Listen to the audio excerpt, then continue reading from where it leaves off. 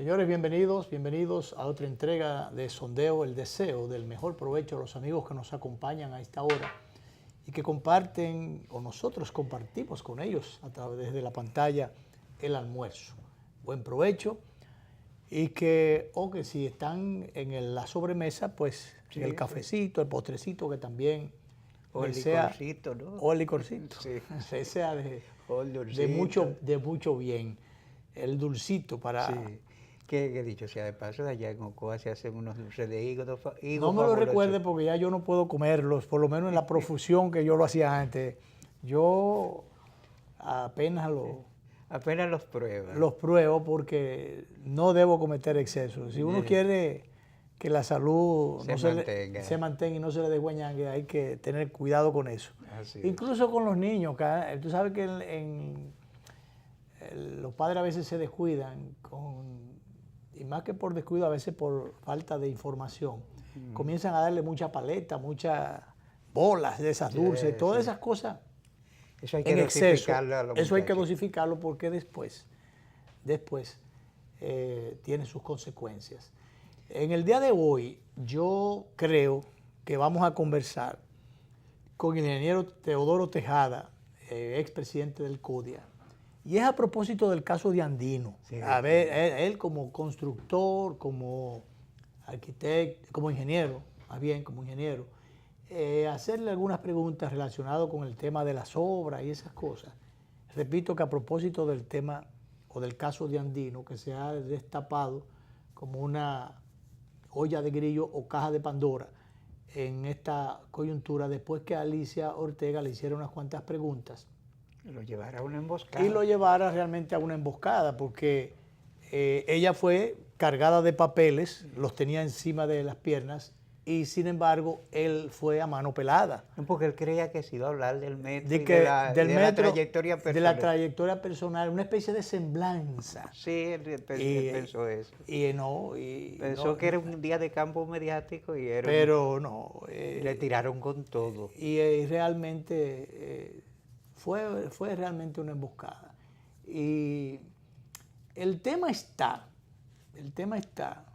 que, bueno, horripila y mete miedo de verdad, Sí.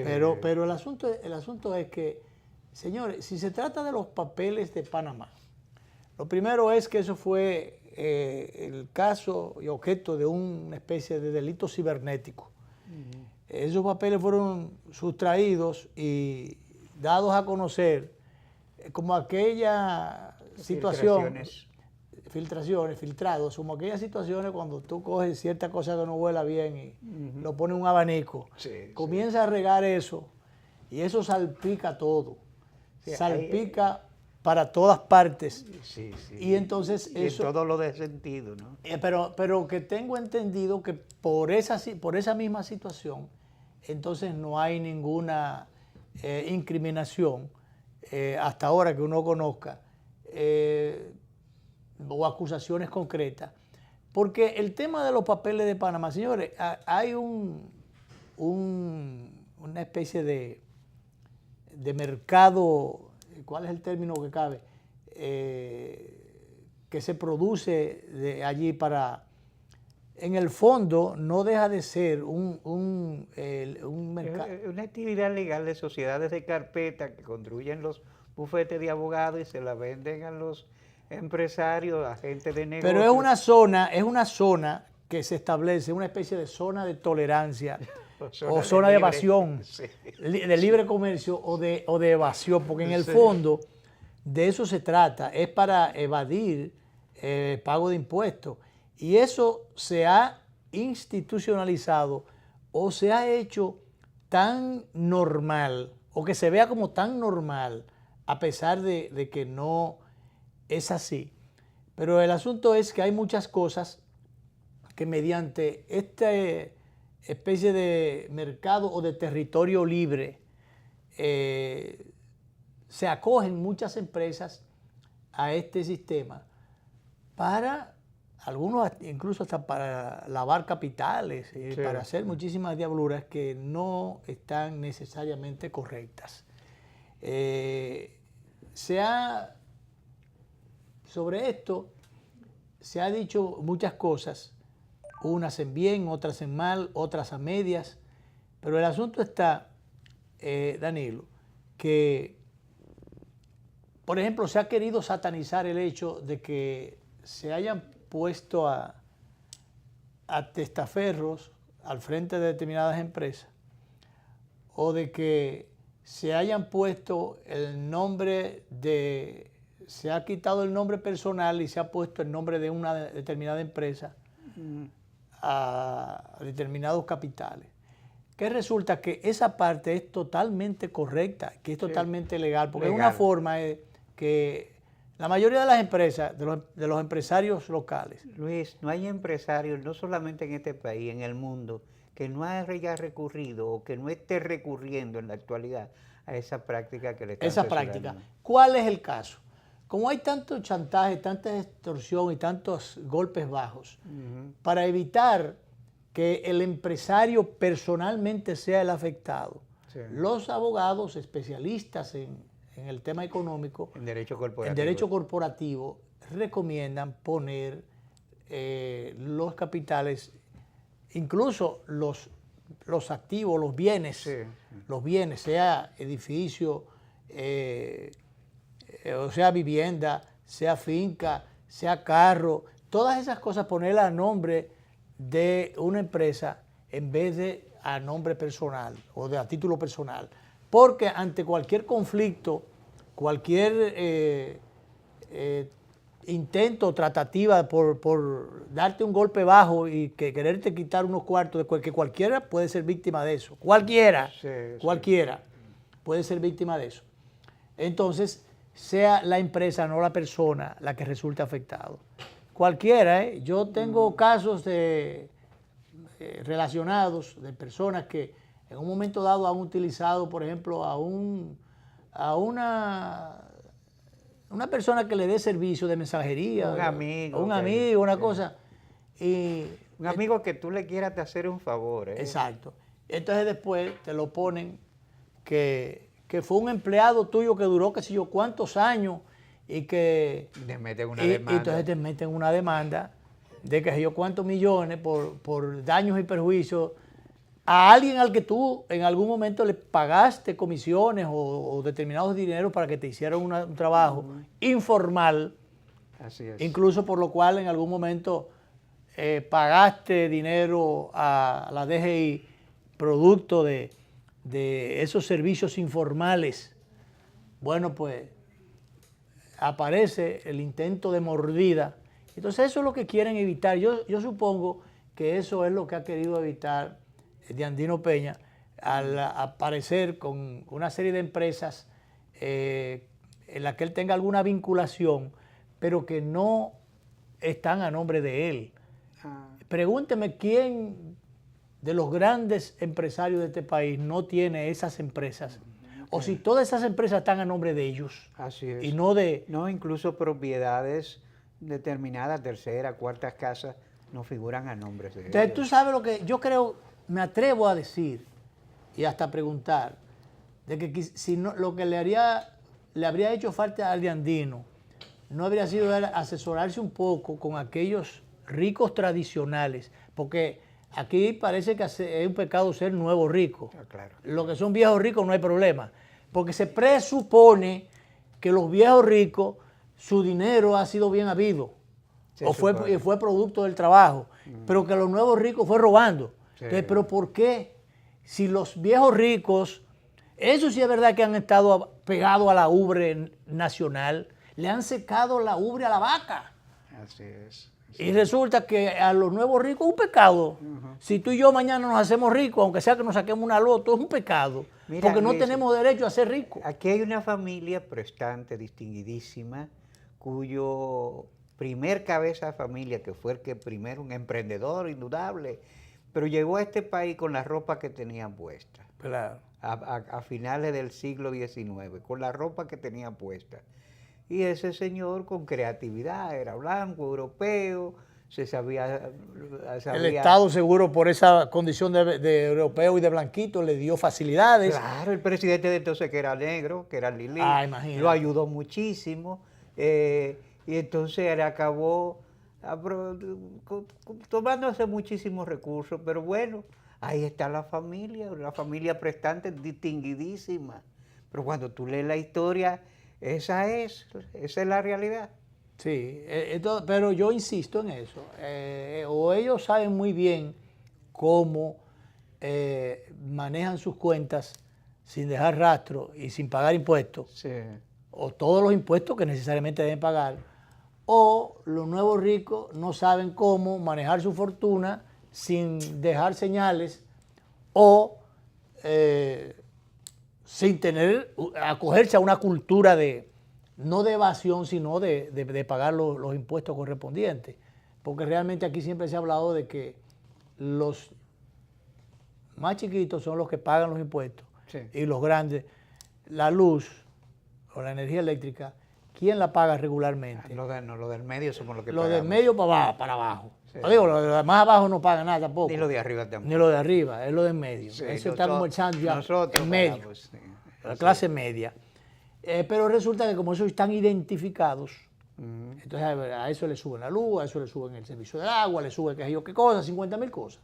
Pero entonces hay otros que no están identificados. Y capitales van, capitales vienen. Y los beneficios para que se produzca esa especie de boroneo, no de boroneo, de derrame. Boroneo decía Balaguer, el derrame que ha dicho el gobernador del Banco Central, que ese crecimiento debe traducirse en un derrame para el beneficio que es una de palabra, la un mayoría. término de mucho uso en España. Acuñó un término muy bueno, Sí. derramar, dejar derramar para que entonces el gran cántaro se queda en manos de la oligarquía o de los muchos Pero capitales. que mojen a otros también. Exacto. Bien, yo como decía antes de llegar, había planteado que había convocado para el día de hoy al ingeniero Teodoro Tejada. Un técnico que nosotros apreciamos mucho. Así es. Distinguimos por su alto nivel de conocimiento, preparación y experticia. Así es, para que acudiera con nosotros en el día de hoy, para que hablemos o divaguemos sobre el tema de Andino, a propósito de las ya acusaciones, porque resulta Hay que gente que quiere que lo menos que lo fusilen. ya están pidiendo la cabeza de él. Entonces, sobre estas cosas, a propósito, ya dijimos, adelantamos un poquito, yo tenía aquí algunas líneas de lo que es el tema de los papeles, pero ya lo anticipamos, de los papeles, famosos papeles de Panamá. Pero de todas maneras, evidentemente que Diandino Peña cayó en una celada, porque él pudo sencillamente Hasta interrumpir la entrevista y decir, mira, espérate, de eso no fue lo que tú me dijiste. Vamos él pudo pararse, no hubiera necesidad no tenía ni siquiera que dar un manotazo como el que dio Alicia, que se envalentonó, empoderó y dio un manotazo y dice que la demande, sí, pero realmente él pudo haberse parado e irse porque nadie está obligado al sacrificio. Y afilar cuchillas para su y además yo insisto, que yo no pienso que él sea un santo.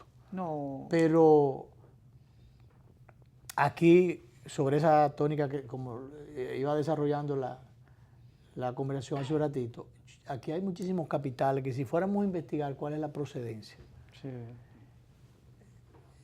yo no voy a decir que necesariamente sean capitales mal habidos, No. pero han pagado los impuestos correspondientes. Sí.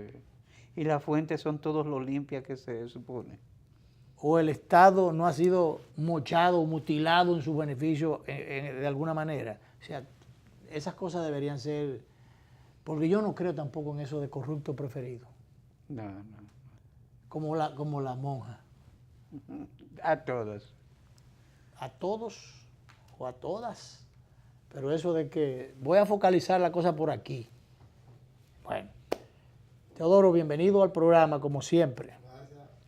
Yo no sé por dónde podemos comenzar, pero podemos comenzar por cualquier sitio. Teodoro, Agradecido siempre de estar aquí con ustedes. Gracias. La opinión sobre el caso de Andino, que ya he visto a alguna gente que ha dicho que cuando de Andino llegó al gobierno a través la primera gestión del presidente Leonel Fernández, había construido, qué sé yo, cuántas torres. Y había construido el Club Mauricio Báez, participado en la remodelación de Villajuana, un constructor exitoso, ¿no? Y había una serie de construcciones. Y bueno, que ya iba por el Diandi 20 en algún momento. Que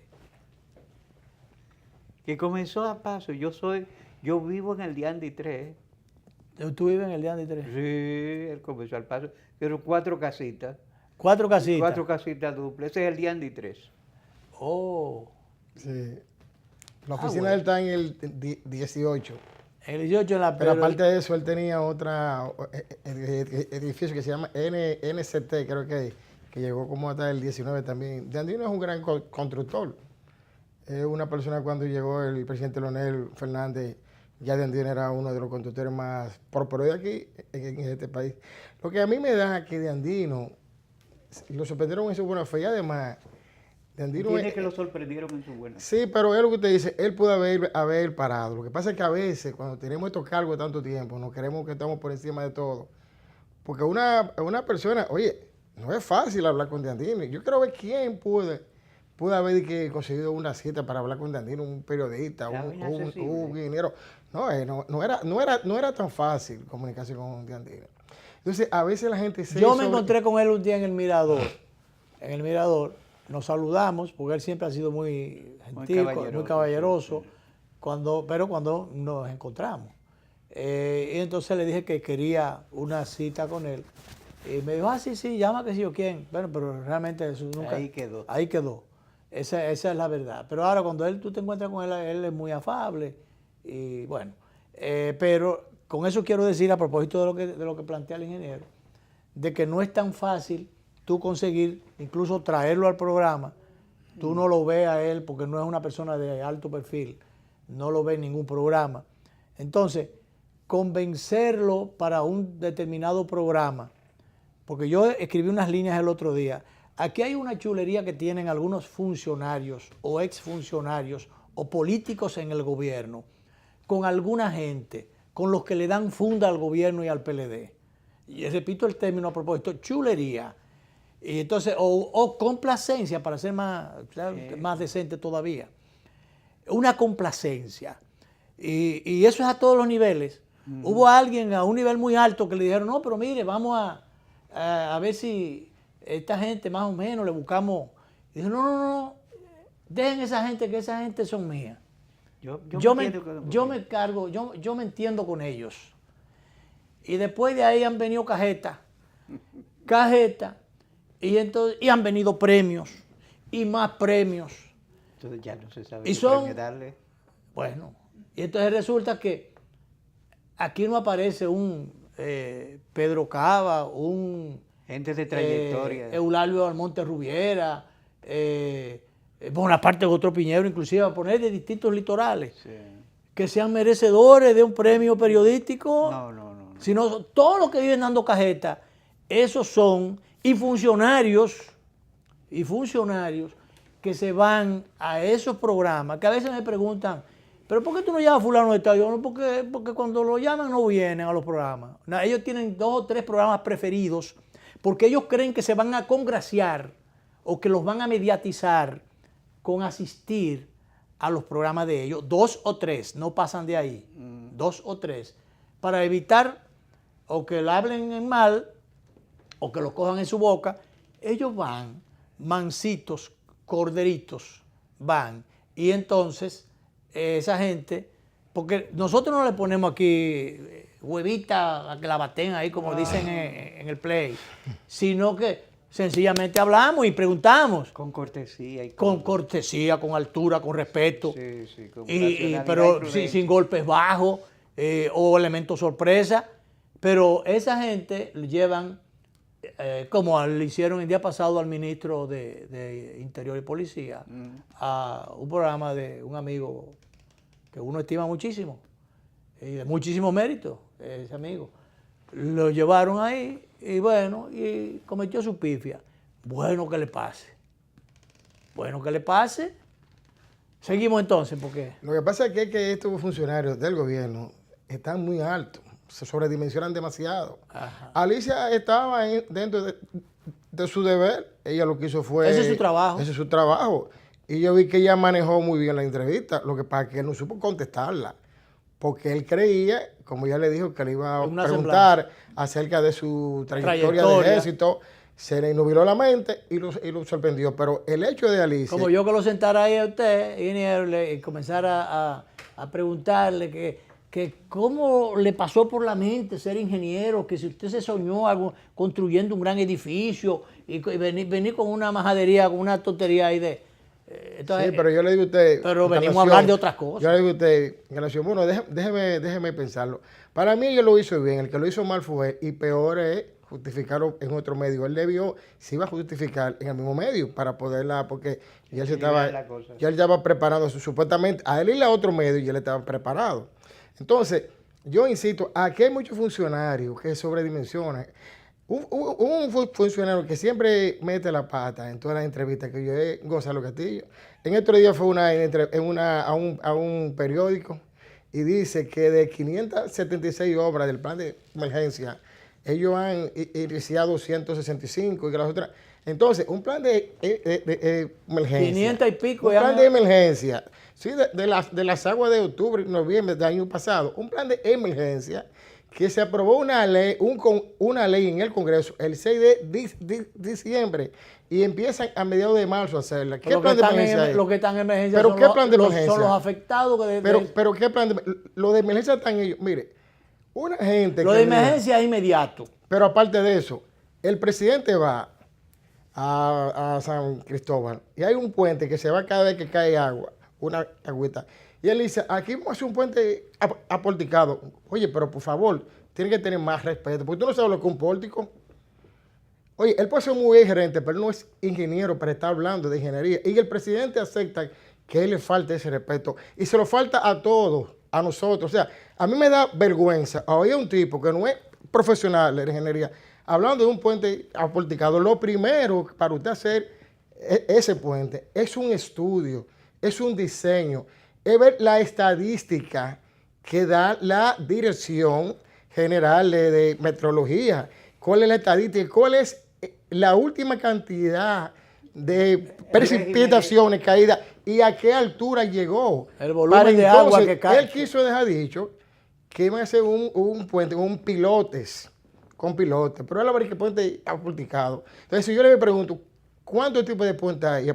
¿Cuántos tipos de puentes hay? Entonces, aquí los funcionarios, la mayoría se pierden. Esa barrabasada que cometió el Baré también, él fue el que se metió en el lío. O sea, el periodista se lo preguntó bien, él fue el que se metió en el lío creyendo, no, nosotros sabemos todo lo de ustedes. Oye, son cosas que deben pensar para luego hablarlas. Es que ellos se creen, por ejemplo, que los enemigos de ellos somos los PLDistas.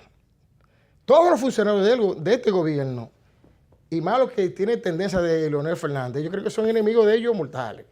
Entonces, ahí es que se muere. Yo insisto que Baré y este muchacho de Andino se equivocaron por sobrequerer que están por encima de todo el mundo. O sea, se sobrecree que son gente superiores y no es verdad. No hay ningunos superiores. Porque yo le voy a decir a usted una cosa. Yo vi la entrevista entera y ella hizo esa entrevista magistralmente. El problema es, ella lo que tenía que buscar, como ustedes, periodistas, es impacto, lo logró. Sí. Ahora, el que no debió llegar a que se produjese el impacto era él.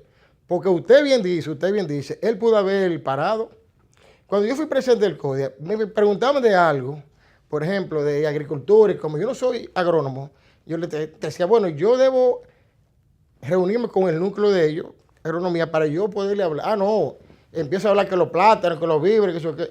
No, hombre, no es así. La gente, si él no estaba preparado para eso, ahora él está esperando que lo van a congraciar, que lo van a elevar. Y ella vino su pregunta que no pudo responderla. Tan sencillo. Yo no sé si él es culpable o no. No sé si él es culpable o no. Ahora, ella le demostró que él no pudo contestar en el momento. Y se iba a contestar, debió hacerlo en el programa de ella, no irse a otro lado. Vamos a hacer la primera pausa porque el tiempo va todo lo que da, pero sí, voy a dejar planteada la inquietud siguiente. Desde mi óptica, no sé qué piensa el ingeniero, Pero el asunto es que está la presunción de inocencia. Ya hay una destitución para los fines. Una destitución implica ya una sanción por anticipado, para no decir una condena por anticipado. Generalmente, yo recuerdo que hasta en la policía y en el ejército se utilizaba que cuando iban a investigar a algún miembro de la institución o lo suspendían en funciones, le seguían pagando el sueldo, le seguían pagando el salario. ¿Por qué se lo seguían pagando? Porque si de allá para acá la investigación daba negativa, entonces ya usted había puesto a pasar hambre a los hijos de ese soldado o de ese policía y entonces había sacrificado a uno que fue declarado inocente. Sí. Y después de una sentencia o una decisión definitiva, entonces era cuando se tomaba la decisión. Pero en este caso vino la destitución antes de conocer o comprobar la veracidad de los datos puestos en antena por Alicia Ortega. Vamos a la pausa y volvemos.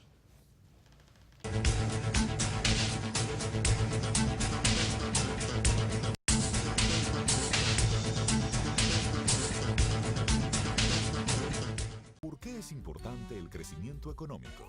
Imagina que la economía no está creciendo y no se están generando suficientes empleos. A tu hija, que se acaba de graduar de la universidad después de tanto esfuerzo, se le dificulta encontrar un buen empleo y tú estás en riesgo de perder el tuyo. Ante la falta de crecimiento económico, las empresas están cerrando y nadie está dispuesto a invertir. Como consecuencia, tu familia no podrá aspirar al nivel de vida que soñaste para ellos. Por esto, el Banco Central contribuye a un crecimiento sostenido de la economía a través de la implementación de una política monetaria orientada a mantener la estabilidad de precios, mientras procura la regulación eficiente del sistema financiero y el adecuado funcionamiento de los sistemas de pagos. Un crecimiento económico estable crea un clima adecuado para el aumento de la inversión, promueve la creación de empleos y el aumento del ingreso, lo cual, unido a la ejecución de políticas públicas, contribuye a reducir la pobreza, es decir, el crecimiento económico sostenible. Sienta las bases necesarias para alcanzar el desarrollo y mejorar las condiciones de vida de tu familia, permitiéndole un mayor acceso a bienes como electrodomésticos, muebles, computadoras, transporte, porque cuando una economía crece de forma estable y sostenible en el tiempo, tus sueños de hoy serán tus logros del mañana. Campaña de Educación Económica y Financiera del Banco Central de la República Dominicana. Por la estabilidad y el crecimiento. Cada día me despierto con su aroma, con su compañía y su alegría. Véndame la vida como siempre, siéntate aquí a ver el mar y que el aroma permanezca, porque el sabor empieza en el aroma, porque me tienes y te tengo, porque las tradiciones no se pierden y esta es orgullo de todos.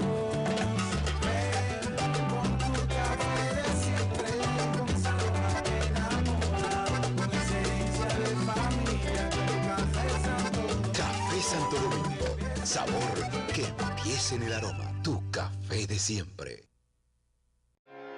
La central termoeléctrica Punta Catalina continúa su construcción de forma socialmente responsable, reflejando en sus prácticas una gestión de máxima calidad con exigencias medioambientales, cuidando cada detalle y fortaleciendo el avance del sector eléctrico nacional.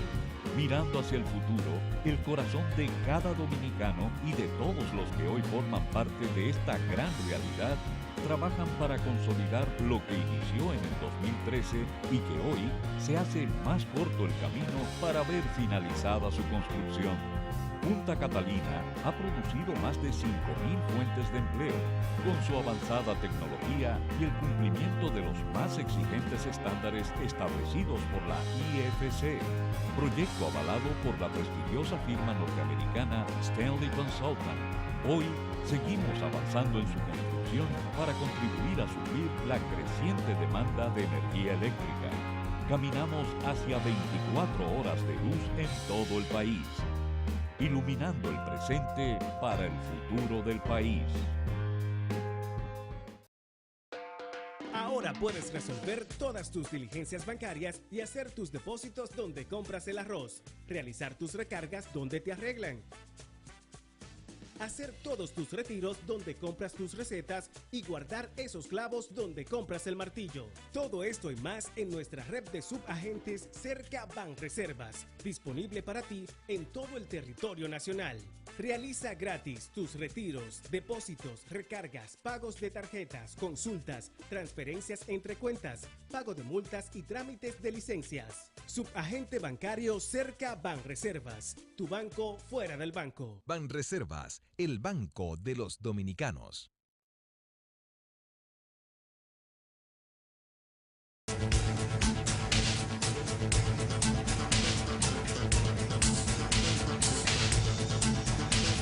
Bien, seguimos. El ingeniero Teodoro Tejada es nuestro invitado del día de hoy. Bueno, quedó la inquietud cuando íbamos a la pausa. ¿Cree usted que debió producirse la destitución antes de una comprobación de los datos que estaba ofreciendo Alicia Ortega en el programa? Y si de verdad es pecaminoso, porque se le presentó como el autor de una telaraña de empresas non santas, pero parece que son legales todas, ¿no? Lo que eso es una práctica comercial. Bueno, mire, yo tengo por norma de que las cosas se investigan. Por ejemplo, hay programas de esos televisión que han hecho algunas acusaciones que me ha tocado a mí investigar, y después, a veces fría, con un estudio detallado, tranquilo, resulta que no es. Entonces, yo lo que entiendo es que se debió, ¿verdad? El presidente tiene su prerrogativa de cancelar al que le dé la gana. Ya él lo condenó. Ya esa es otra ya él lo cosa. condenó. Ahora, si yo hubiera Yo sido lo que digo, cuando hay una destitución, hay una condena. si yo hubiera sido de Andino Peña, yo renuncio. Si hubiera sido yo No, y de Andino sobre Peña. todo cuando a él le dieron la oportunidad de renunciar. Pero yo tengo las informaciones que uno tiene, Sí. es de que a él se le pidió la renuncia y él dijo que no, que lo cancelaran. Bueno, pues si él dijo que no, él se lo ganó. Porque si él renuncia, ya él da muestra de que él está dispuesto a... Pero yo digo, no se pudo esperar que él, que avanzaran las investigaciones O que se realizara una investigación. que Que parece que no está en curso. y que se determinara una cosa o la otra, y que entonces a partir de ahí se tomara la decisión.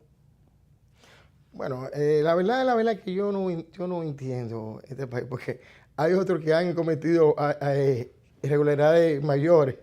Ahí, por ejemplo, presentó Nuria una cosa de los hospitales, que han subido hasta 3,000%, y gravísimo, y eso pasó como nada.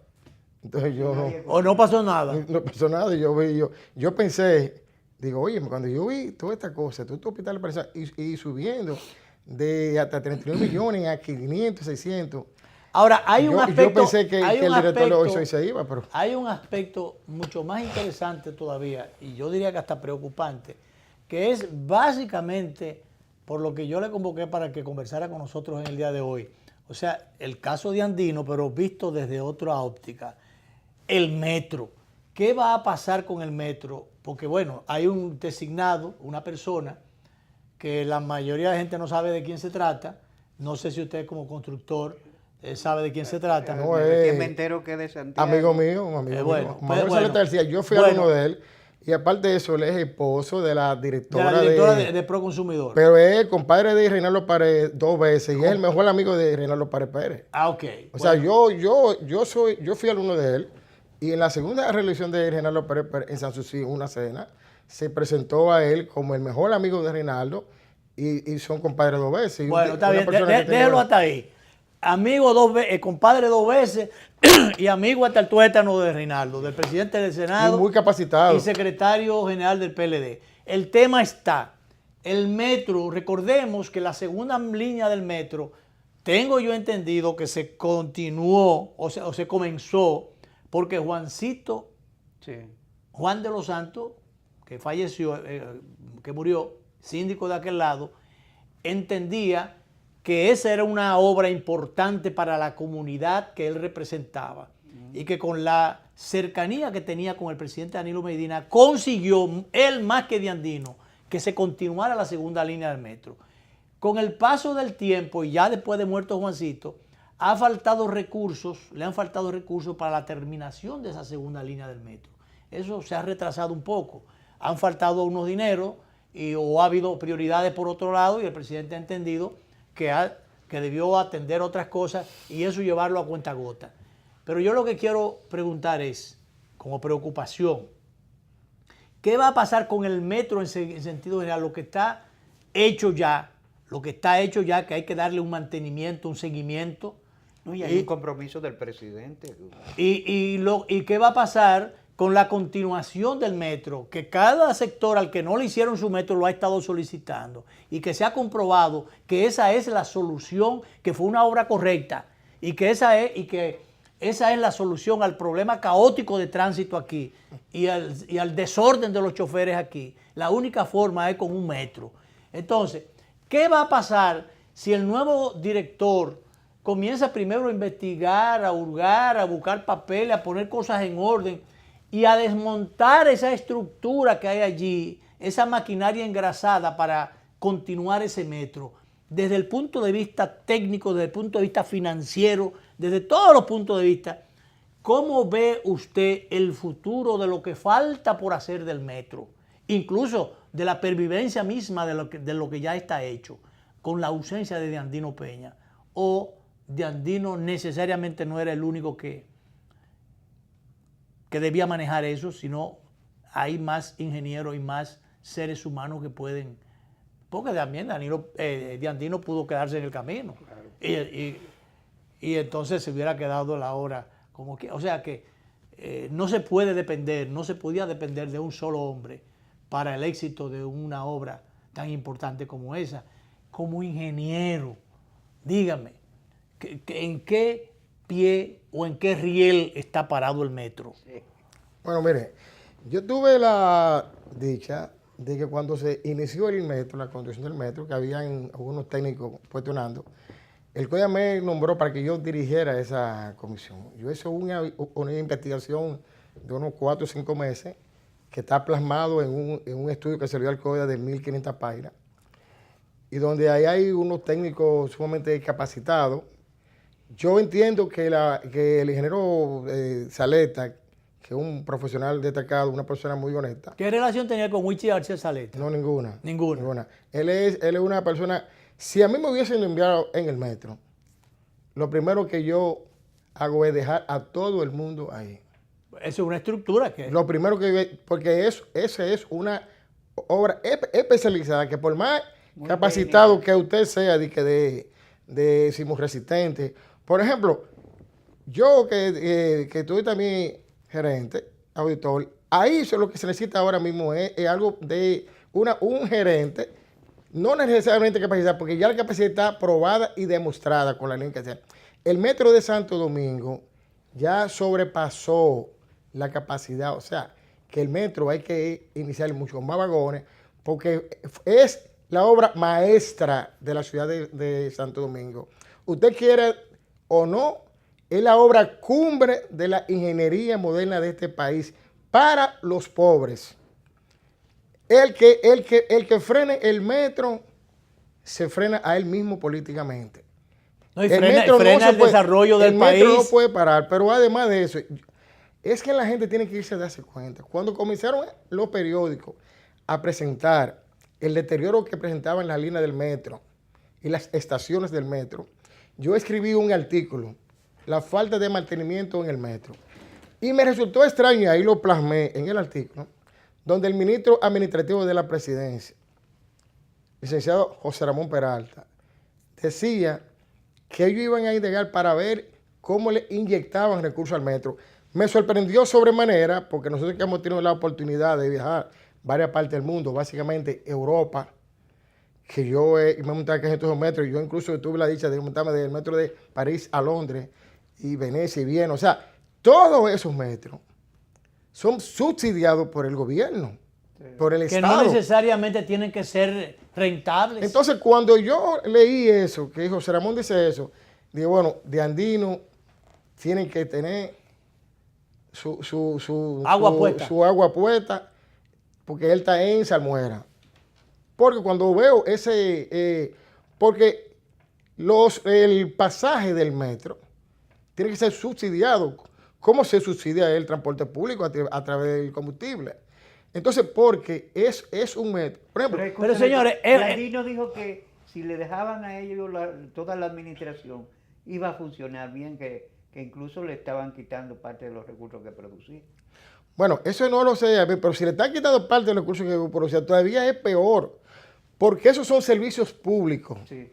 Servicios públicos que los gobiernos tienen que entender. Como usted dice, por la cantidad de elementos adicionales que resuelven, los elementos de carácter social. Sí. Por ejemplo, el obrero que viene de Villamella, de qué sé yo dónde por allá, o más allá de Villamella, una zona suburbana, o los estudiantes que llegan a tiempo, que no tienen que coger 4 y 5 carros. No, pero yo tengo un ejemplo. Mi secretaria, cuando yo era subdirector ejecutivo del INDRE, vive en Villamella y tenía que levantarse a las 4:30 de la mañana para llegar al INDRE a las 7:30.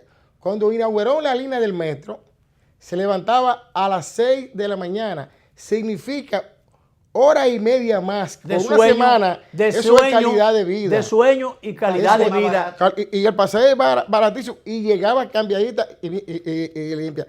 Yo entiendo que el presidente Danilo Medina, que le gusta mucho sus visitas sorpresa, debe dar una visita sorpresa al metro de Santo Domingo. El metro de Santo Domingo está ya sobrepoblado.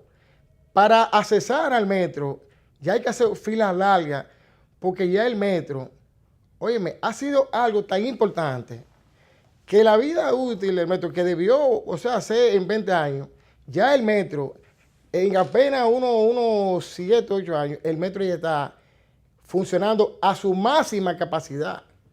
O sea, ¿por qué? Porque ya hay que introducirle vagones y ya la línea aquí, así como está en esa marcha verde, aquí van a haber marcha verde con el tiempo para pedir línea de metro. Porque es que el metro es un servicio público necesario para la gente humilde. Por múltiples razones trae, aparte de eso, que si el metro se hubiera tenido una concepción real de lo que son los metros, con los autobuses alimentarios del metro, el tránsito aquí no hubiera sido... Cuando yo veo en una reunión para la ley de tránsito, que le diría a Montalvo, oye, Montalvo puede tener la más capacidad, pero ¿qué sabe Montalvo de tránsito? Bueno, señor? Pero también con lo de las líneas, de transporte. Los autobuses alimentadores. Recordemos que este sector caótico de los choferes quería que le dieran el negocio a ellos, para ellos anarquizar el metro también. O sea, todavía faltan muchas cosas por hacer ahí en el metro, en función, resolver para que el metro funcione bien, porque es que se ha querido boicotear eso desde el principio y caotizar eso para que el desorden sea lo que prevalezca. Vamos a la última pausa, volvemos con el ingeniero Teodoro Tejada, que es nuestro expresidente del CODIA, ex viceministro de Obras Públicas y es subdirector de OISOE. Como se sabe, tiene una amplia experiencia en el sector público y en la construcción privada también. Es un técnico calificado, por eso está con nosotros. Vamos a la pausa y volvemos.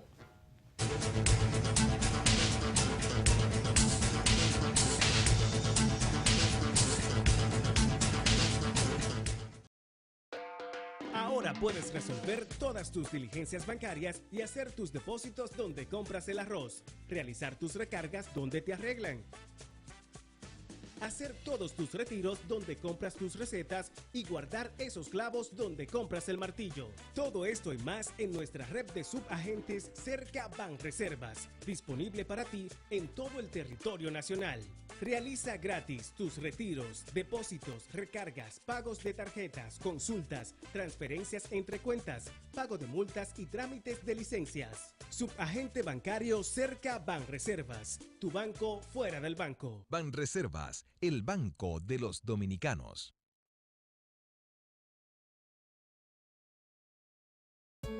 ¿Cuál es tu historia?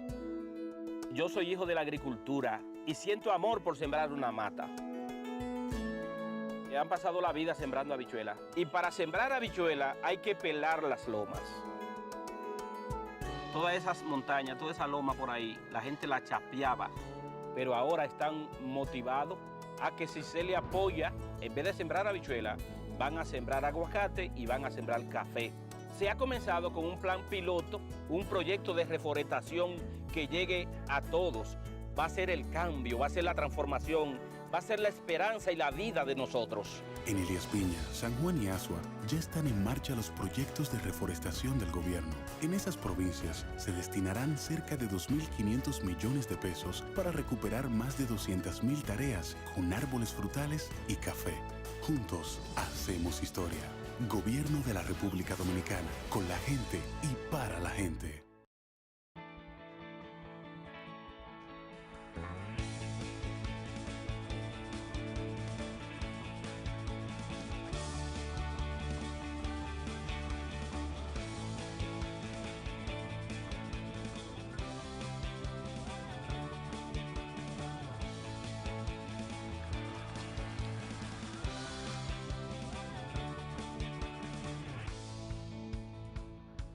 Dale millas a tu vida. Ahora también cambia tus millas para pagar tu tarjeta de crédito y los impuestos de boletos aéreos. Entra a popularenlinea.com y descubre todo lo que puedes hacer con ellas.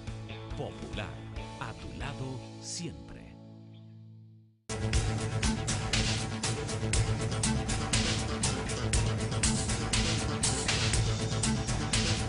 Bueno, seguimos los minutos que nos quedan con el ingeniero Teodoro Tejada. Ingeniero, hay otras preocupaciones. Aquí siempre se hablaba de que, no, era una práctica, una realidad de que había poco mantenimiento con las obras públicas. De un tiempo a esta parte se ha visto que hay cierto mantenimiento en algunas cosas, pero hay otras obras que parece que se entendían que eran muy modernas y muy bien hechas y que por tanto no había ni siquiera que mirar para allá. Pero la naturaleza tiene sus cosas. Que por bien hecha que esté el mantenimiento es necesario. Es necesario.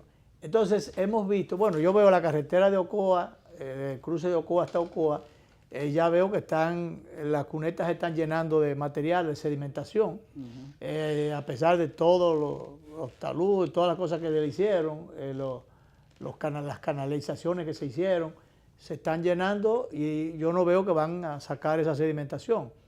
Pero vi en unas vistas recientes que la carretera de Casavito, Constanza, que fue una carretera hecha en una loma grandísima, donde ahí había unos derrumbes y lo más pequeño era que cuando se iba cualquier vehículo por ese, no se sabe en qué tiempo llegaba abajo, porque eran unos derricos grandísimos.